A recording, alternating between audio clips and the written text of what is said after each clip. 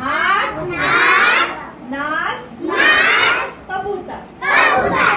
कितने उर्दू पढ़े अपन? कितने अल्फाज पढ़े अपन ने?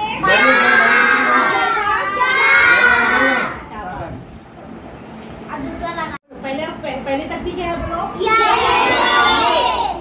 बीच में क्या है? गाजर। क्या है? तीसरे इसमें क्या है?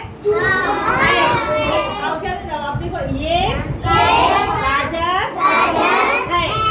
अब पढ़ो भाई, तुम पढ़ो, पढ़ बताओ। हाँ पढ़ो।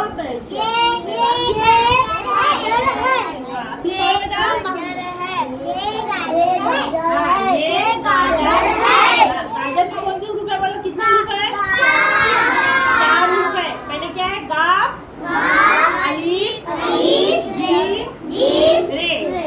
गाजर में कितने रुपए गए? 4। अब है में कितने रुपए? 2। कौन से रुपए है में? है और या, है ना?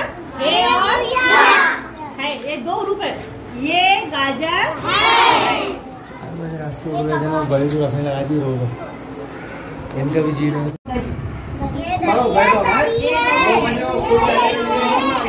चटाई है, चटाई प्लास्टिक की आती है, ये चटाई है। ये दरी है। दरी बोलते शतरंजी जो लगी अपनी दरी है, क्या बोले इसको? दरी। ये दरी है।